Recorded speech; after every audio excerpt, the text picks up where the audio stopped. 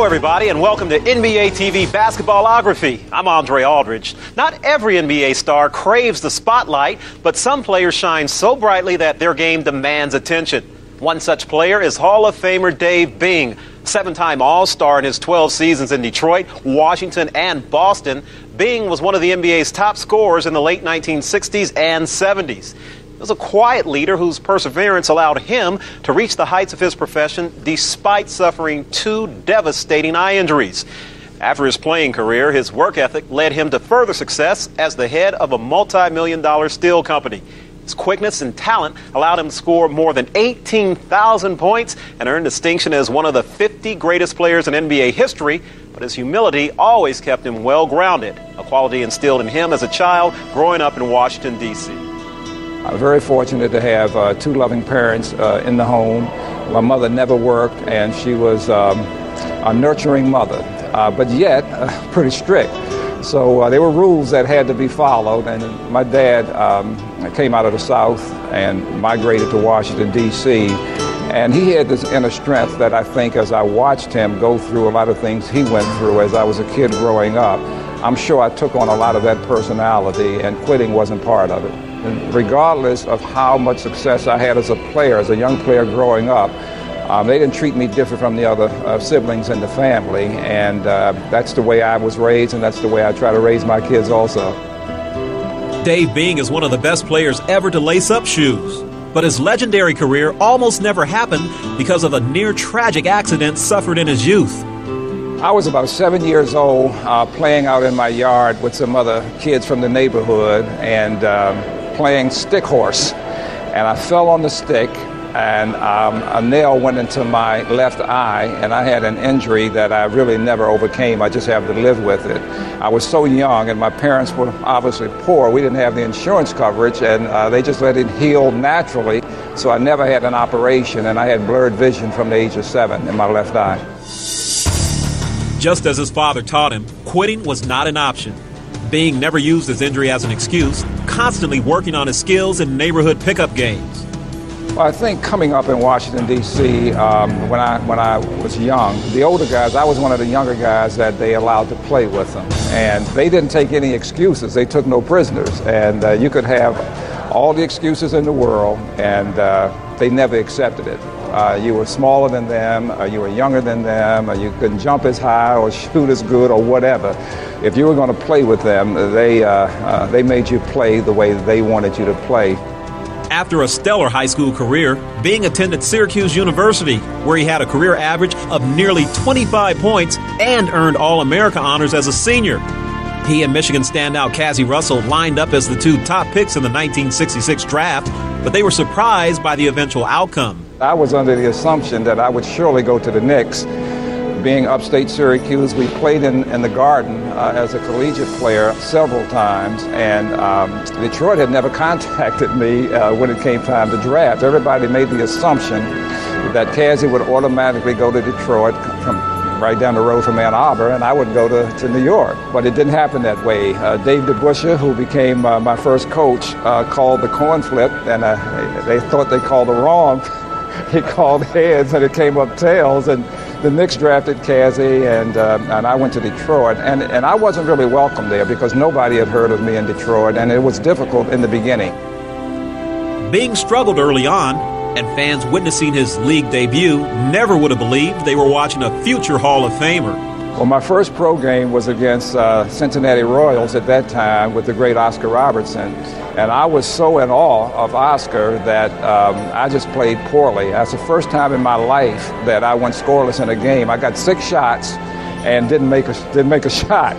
And Oscar just totally demoralized me, took advantage of me, and that was a rude awakening in my entry into the NBA. It didn't take long for Bing to adjust to the league. He averaged 20 points in his first season and was named Rookie of the Year. I started to really study the game, to learn the game, understand my opponents, their strengths, their weaknesses, and had to figure out how to play to my strengths. And my strength was quickness. And I had jumping ability for a guy my size. So a lot of the guards who were my size, I was quicker. And any guy that was smaller than me, I usually could out-jump them. And the bigger guys, I got around pretty easy. So DeBusschere had an offense that once again allowed us to run, baseline to baseline. We didn't have a great team, but I guess I matured pretty quick on that team, and things worked out well for me. A ping outside. Bingo, and I'm glad to see it happen. But once again, it was a situation I had to overcome and persevere and win people over. And after a few games and people saw that I could play, I think they said Detroit made the right choice. In his first NBA season, Dave Bing was the Rookie of the Year and a budding star. But back in the 60s, none of that guaranteed great financial reward. With a young family to look after, Bing's work ethic took over, and he built for the future while still establishing himself as one of the top players in the NBA. I was married when I came into the league with 2 children. And my first year income was $15,000 as the number 2 player picked out of college. And my second year, I started to make decent money. I doubled my salary, but still, it wasn't a lot of money. And I needed to work in the off-season, and I did that, and that's the best decision I think I've ever made, because it allowed me, number one, to stay with real people, with common people. I think as athletes, too often we surround ourselves with people who act and think and do the things that we do. And I think you stop growing. You forget that there's another world out there. And by working in the off-season, I never forgot that. It also gave me the right kind of attitude in terms of what it was I needed to do to help grow away from basketball and prepare myself for a second career, because I knew it would come. I never knew when, but I knew it would come. As Bing developed his resume in the offseason, he continued to hone his skills on the court, leading the league in scoring during his sophomore season. A few years later, things would change for the better in Detroit with the addition of number 1 pick Bob Lanier. It was a great impact. His rookie year, unfortunately for Bob, was not a great year for him because he wasn't healthy. He was the first player drafted from college, signed a huge contract, and had a good rookie year. But he really came into his own in his second year, and he started to dominate the league, and our team became a very good team. And a lot of people thought Bob and I probably would have some ego problems in terms of playing together or getting along. Never had that problem. I mean, we became very, very good friends, still very close friends today, and I respected him immensely as a player. And up court to Dave Bing, he's got 1 speed, flat out. We didn't have the steady forward that we needed back then. I mean, myself in the backcourt, Bob in the middle, and our forwards weren't the stellar forwards that they had to play against, around the league. I mean, they were steady, good players, but we needed that one guy that we could depend on that would get 16, 18 points a game, that was a stopper. And we didn't have that kind of player at the forward position. Bing's career was flourishing when the future suddenly became cloudy. He suffered the second major eye injury of his young life. I was playing in an exhibition game in New York, in the Garden, as a matter of fact, and Happy Harrison, a former teammate of mine, was with Los Angeles, and he hit me in the eye during the game, and I thought I just had an abrasion. 2 days later in Detroit, as I was driving to practice with Jimmy Walker, I lost vision, total vision in my right eye. And I had to go to the hospital for emergency operation for a partially detached retina. And the doctor team actually told me that I probably shouldn't play again, but I was only 27 years old and kind of at the top of my game. And I said, if I can see again, I'll play again. But I was in a hospital, and they put me in a ward where there were a lot of children that had eye injuries. And I'm this big athlete sitting there in the hospital feeling sorry for myself, and I'm around all of these little kids who were blind and had all different kinds of injuries, and just being around them made me look at life differently. And I said, if I'll never play again, I'm still going to be successful. Bing's been having some difficulty lately shooting the basketball. Bing knocks it down. The biggest adjustment that I had to make was that I lost quite a bit of depth perception, and I lost peripheral vision.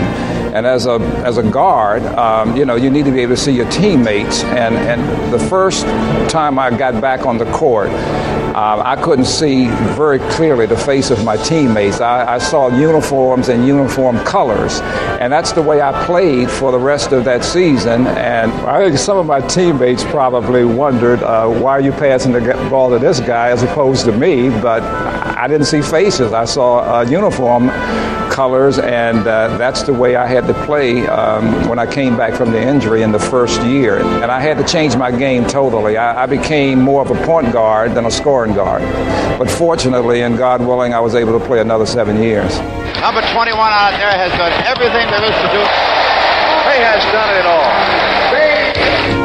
Franchise ownership switched back in 1973, and I was a captain of the team. And there was an incident that happened where one of our top players, starting player Don Adams, and for some strange reason, Don got cut from the team, wasn't traded. And I just couldn't relate with that. We were very close friends, and I was very upset, personally and professionally, because it didn't make sense to me. And I spoke out against it, and I was told that I probably shouldn't do that. And I had no problem with doing that. I thought it was the right thing for me to do as the captain of the team. We lost a starting player, got nothing in return. Personally lost a good friend in that episode and didn't appreciate it. And at the end of the season, it was like, you're becoming a locker room lawyer, and we don't need that. You're going to be disruptive, and that was never the case. But I was traded, and I had a no-trade clause in my contract. And, I'm at the end of my career almost, and going back home where I grew up seemed to be a good place for me to go. And they had a good team. They had Elvin Hayes and Wes and Phil Chenier and Kevin Porter, and I were traded for each other. And I was traded to Washington, and I look forward to going back home. Bing again, leans in, gets it to go, and draws a foul. It was really difficult in the beginning because, Wes and E were both all-stars. Phil Chenier was becoming a very, very outstanding player, and I had to find out, how do you fit into that? I was still a scorer, and it was too hard for me to change. So I continued to play the way I played in Detroit, but you had 3 or 4 guys who were potential all-stars, and you had to share the ball. You had to get it to them. And it worked out well that first year. So well, in fact, that he was voted as a starter in the 1976 All-Star Game. But true to his humble nature, Bing wasn't comfortable with the honor. I don't think I should have been voted to the All-Stars, not to the starters. Anyway, Chenier we were good friends, and Phil was having a good year. Calvin Murphy was having a good year, and I was quite surprised going to the Bullets franchise that I was voted as a starter. And I really had mixed emotions about it, quite frankly. But when I went to the game, obviously I played hard, and we won the game. I played well, won MVP. And I was elated about it, but at the same token, I have to be honest with you, I had mixed emotions when I was selected. Well, I'd like to, first of all, thank all the fans who voted for me because, in my opinion, I didn't really think I belonged here this year. And it's a pleasure always playing in the All-Star game. And not only do I want to thank the fans, the guys on my team now, the Washington Bullets, they've done a lot for me and helping me adjust. And it's been a pleasure playing with them, and I think I'm going to enjoy the rest of my career at Washington. But Bing's time with the Bullets was anything but smooth. Washington had pinned its hopes on him, and the relationship soured when the team failed to improve. I think it was added pressure. Had I come back to my hometown at the top of my game instead of at the end of my career, I think it would have been different.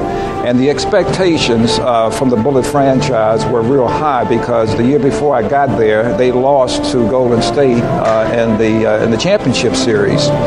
And when I got there, everybody felt, okay, this is the missing piece, and maybe we'll get back to the championship and win it. Well, that didn't happen. And because it didn't happen, KC was let go, and Dick Motta came in. And Dick was an altogether very, very good coach, very knowledgeable. And he came to me and said, I want you to be the third guard, which didn't bother me, quite frankly. I wanted to win at that point in my career. I'd never played on a championship team.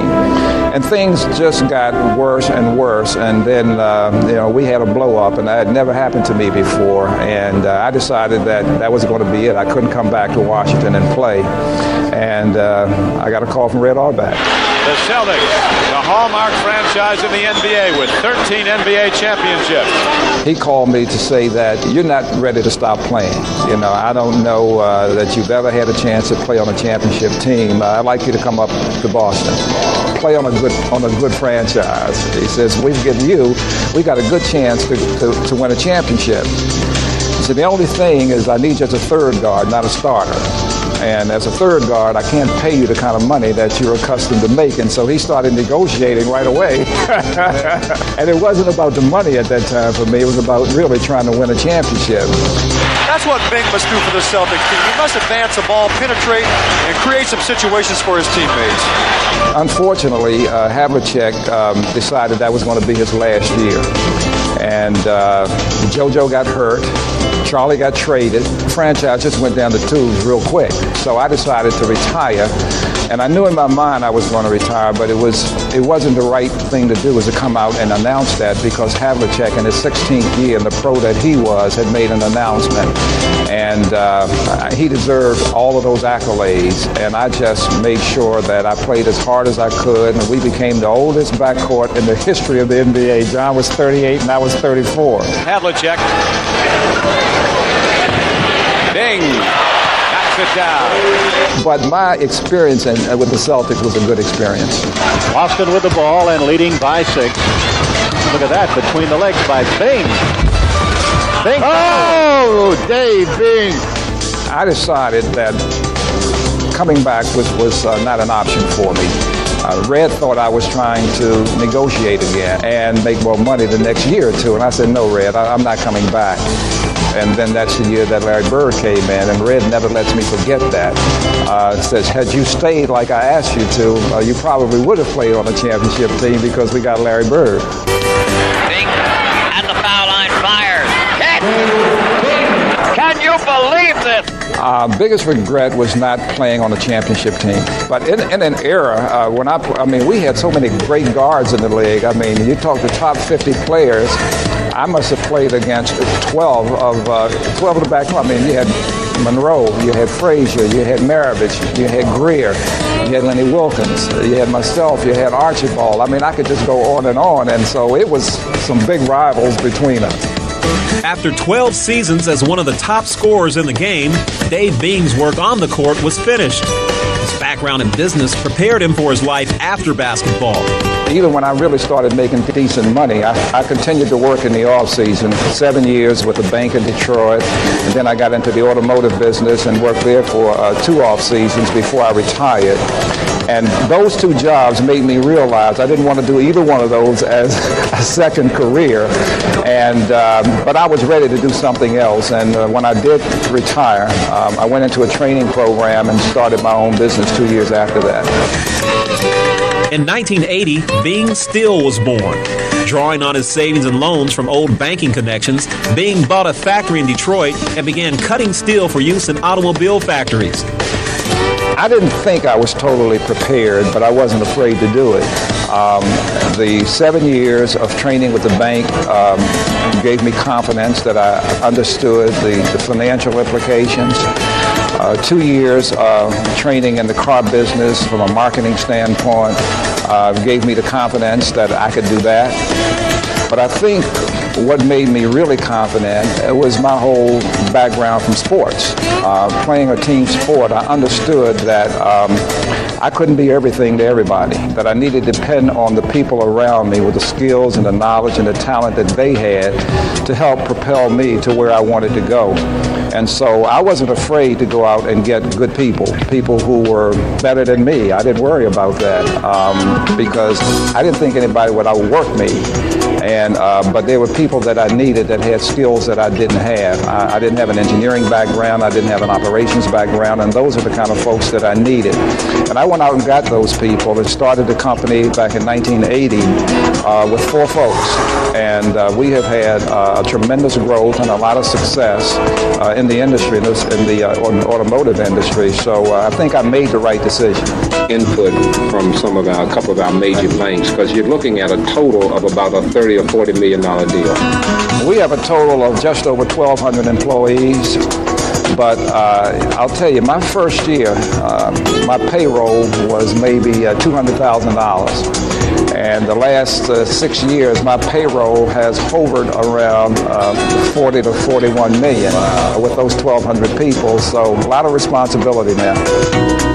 The success of Bing's business resulted from trusted relationships, many dating back to childhood and his NBA career. Campy Russell, I've known since he was 12 years old, worked for me about 7 or 8 years. And I do a lot of my insurance with a good friend of mine, Don Adams, and Ray Scott. And so we have a network of folks that have NBA backgrounds that I work pretty close with. As Bing became established in the Detroit business world, his old team honored his contributions to the city as a basketball player. It is fitting that the man whose number will be retired first will be the man voted by you, the fans, as the greatest Detroit Piston of all time, Dave Bing.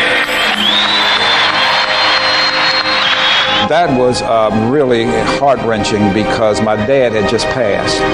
And my family, 3 daughters, and my mother and my sister, one of my sisters came up, and that was the first time that the Pistons had retired anybody's uniform. So I was the first one. And once again, a lot of people thought maybe I had a rocky relationships at the end of my career with the Pistons, but I didn't. I came back to Detroit. I really never moved away from Detroit. I played somewhere else, but I never moved. So I was part of the community. And so it was really touching for me. I appreciated it and do have a good relationship with the organization today. In 1990, Bing was enshrined in the Basketball Hall of Fame. And 6 years later, he joined an even more exclusive club.